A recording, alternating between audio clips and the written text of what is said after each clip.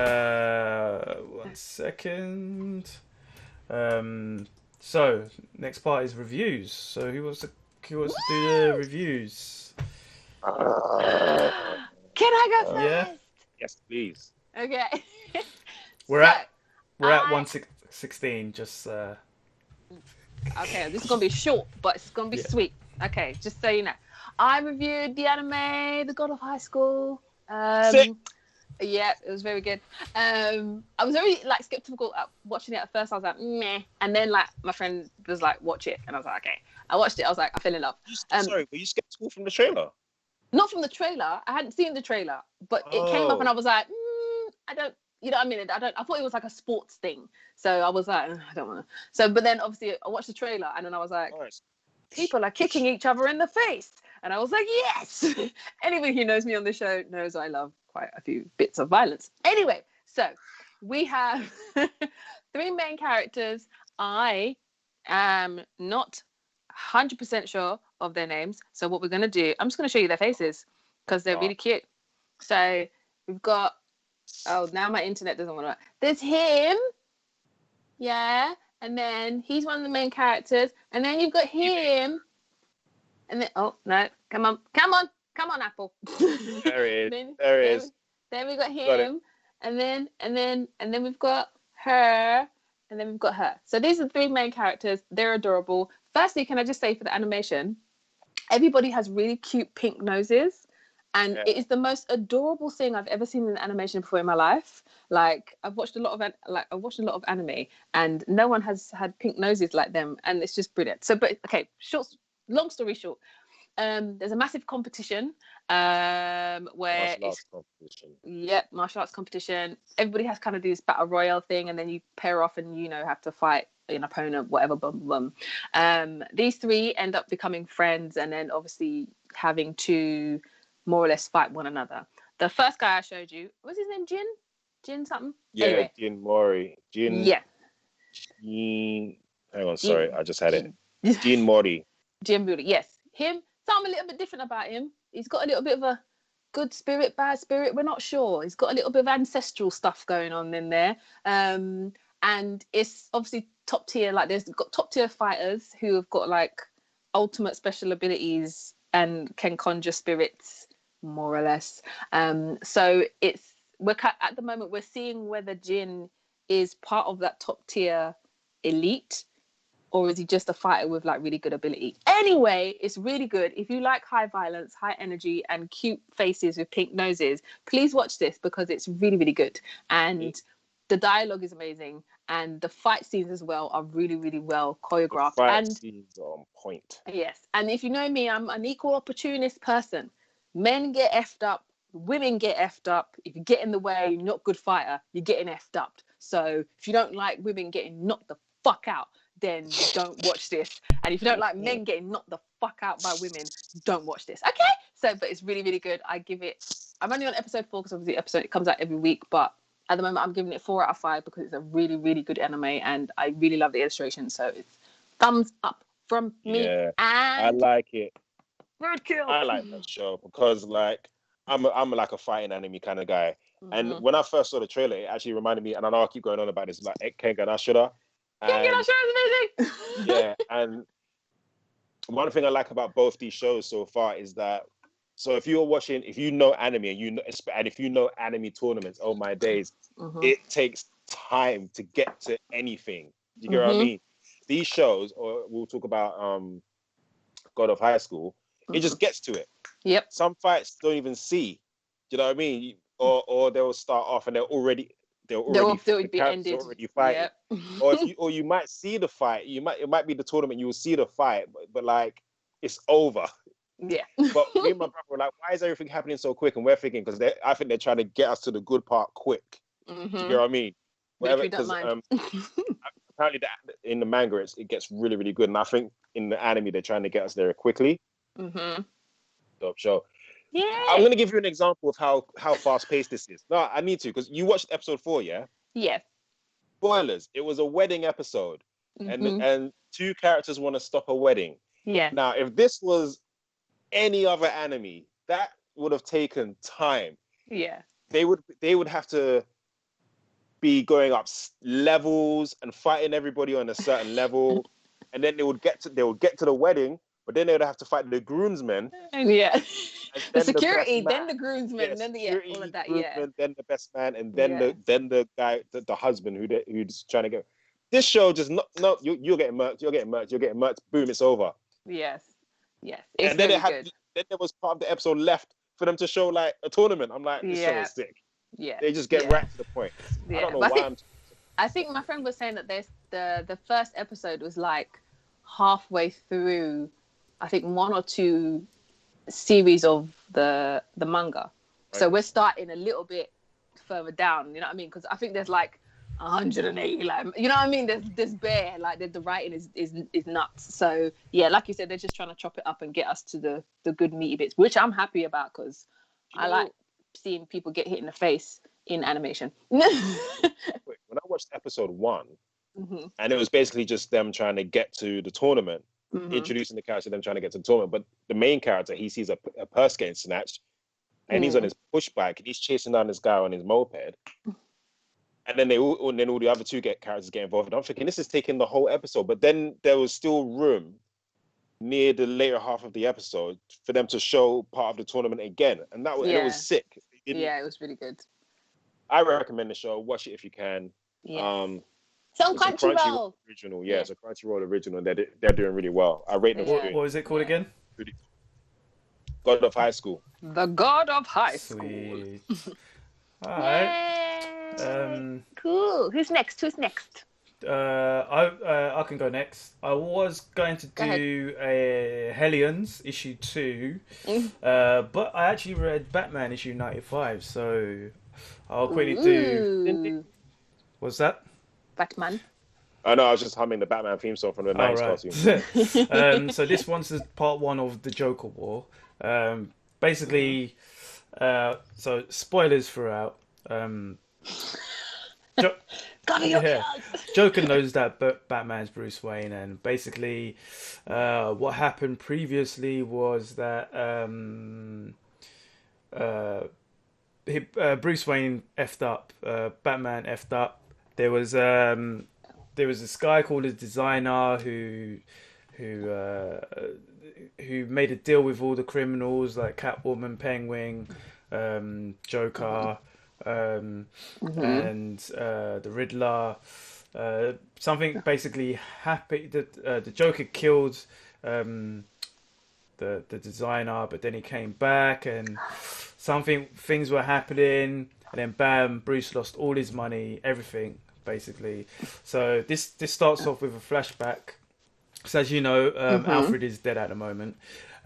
Basically, this is kind of like the first time Alfred and Batman came in touch with the Joker in a sense, and they're kind of having that kind of similar conversation as they did in the Dark Knight, whereas they're just talking about him not having any morals or anything like that.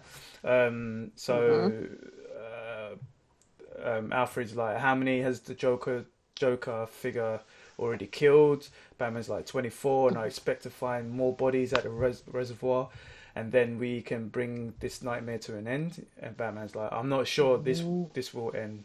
He's like, sir, it's difficult to put into words, Alfred.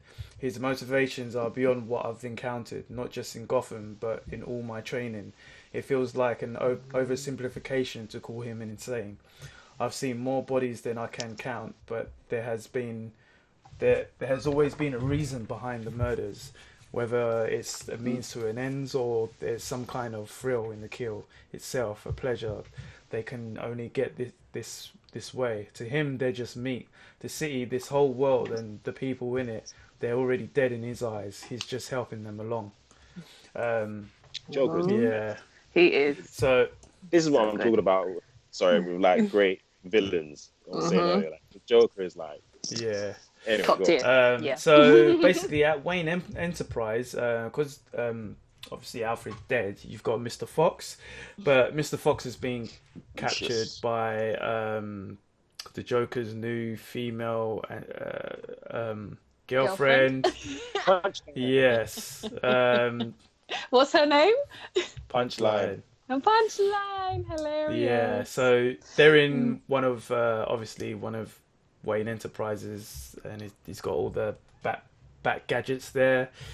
Yeah, he's just trying to keep it in, trying to keep everything in, but obviously he can't.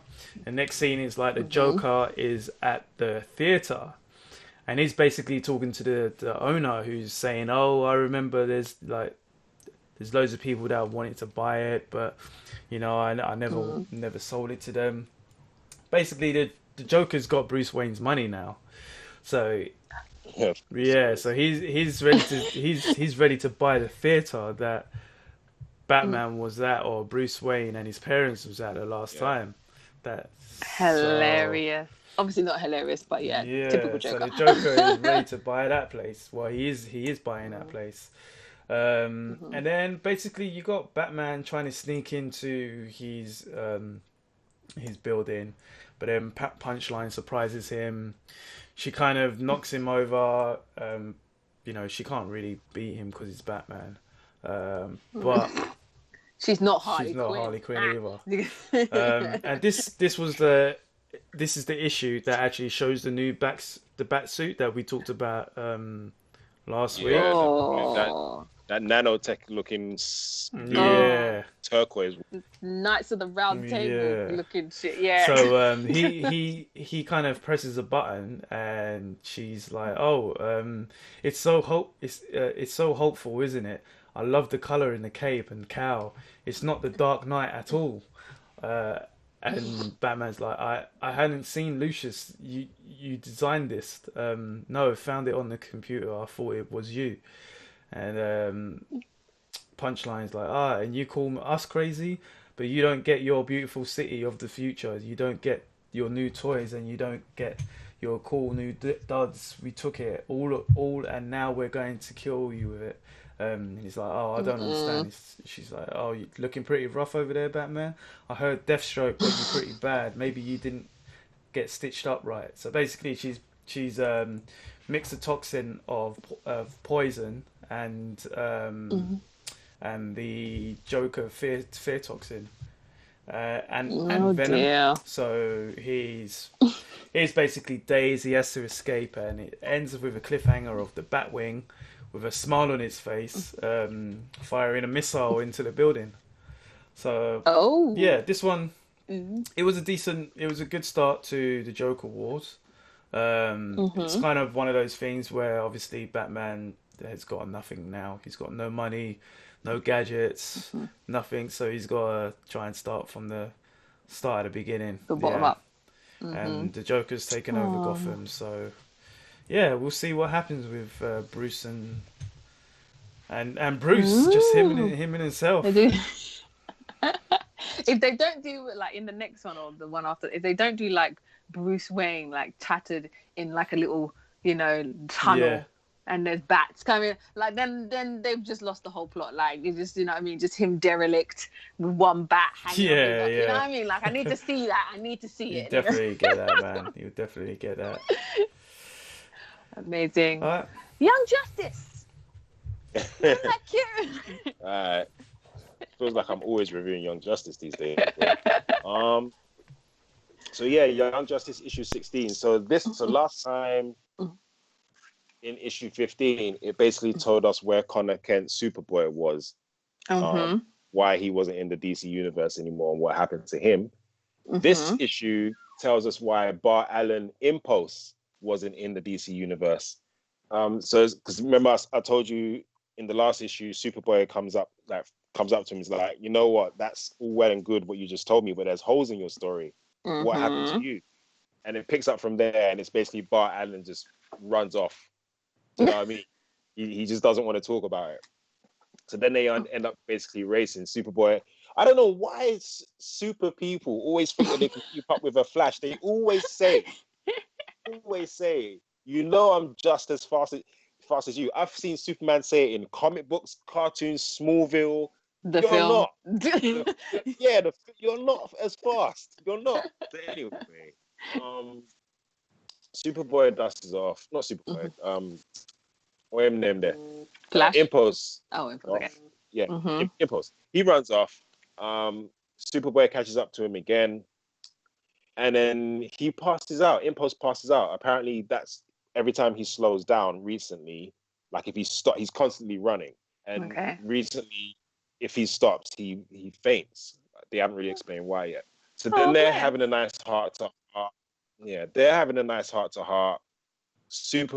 And Impulse is basically saying, because he was born in the 31st century, and he was sent back to the 20th century, but comics have changed. He was sent back to the 21st century. He has this thing where, because of the Speed Force, he has this thing called hypermetabolism, which basically ages him really, really quickly. So when he was living in the future, he looked like a teenager, but he was 2 years old. So his parents sent him to the past to control his powers and also just to stabilize his metabolism. Okay. And what was I going to say? I believe in the internet. No, the internet doesn't believe in us. Okay, so Kieran had. Oh, did you guys? Yeah. Just for a minute. A minute. I saw something. What was the last word you heard me say? When you said they put him back into the 21st century so that his metabolism obviously slows down so that he can age normally, and then you froze. Yeah. Okay, so while he's now here in our present or their present, he doesn't know how old he is. He doesn't know if he's a teenager. He doesn't know if he's an old man, a middle-aged man, a 20-year-old. He has no idea. Okay. And then he was just talking about how he ran for ages. He ran to speak to the different Flashes to try and get answers. And I missed a bit. Doesn't matter. Basically, what he ended up doing is he got into a fight with Mirror Master, one of the Flash's villains, and he was like, no big deal. We Flashes fight Mirror Master all the time. But Mirror Master had a new weapon, shot it at Impulse, and he ended up in this kind of weird reality where what's happening to him? It's like if he just stands still, he would dissolve. He would just disappear. It's actually quite cool artwork. Actually, let me show you this. I don't know why in my head. Can't see that. Okay. Sorry, go on. Yeah, in my head when you said he shot something, all I got was like, in Superman when they put them in that weird glass thing and they were like, I don't know why in my head that made me think of that. But yeah, go on anyway. He dissolves. Go ahead. Negative Zone? No, that's Marvel. Phantom Zone. There you go.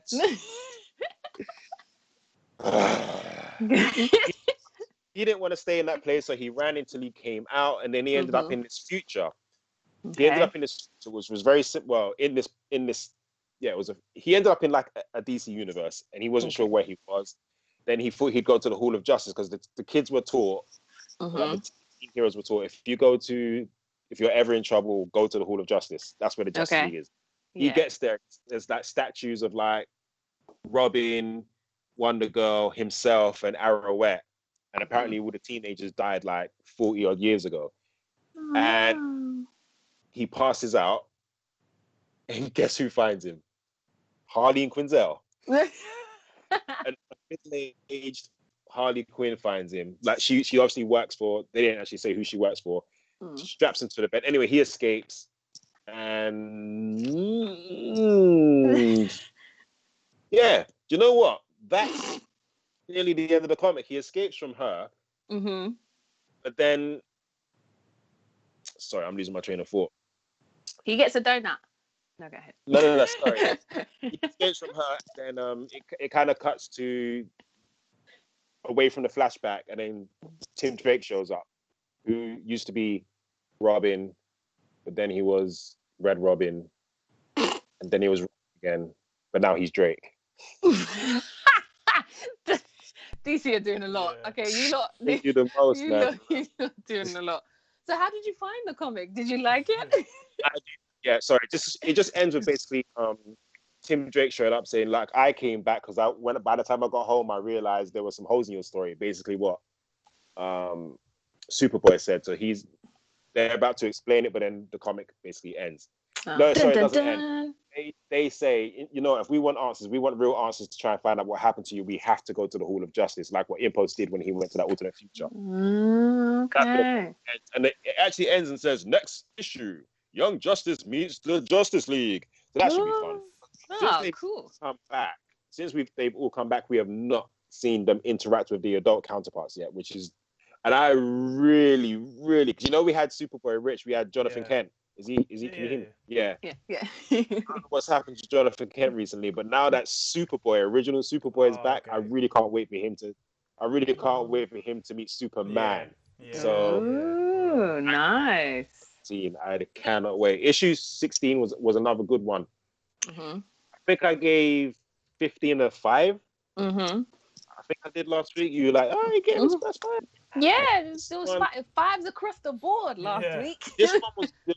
This one was good, and it was nice learning about what happened to Bar Allen. Mm-hmm. But I feel like with Connor Kent, it hit home more. I felt it more. Yeah. It felt, I don't know. So this one gets like a 4.5 or something. It was a good read. Okay. And anything with a Flash, I'm down. So he is a Flash kind of man. Okay, cool. All right, sweet. Yay! Nice. Okay, the last part of our segment, because this has been a long. This is a long podcast. It has been.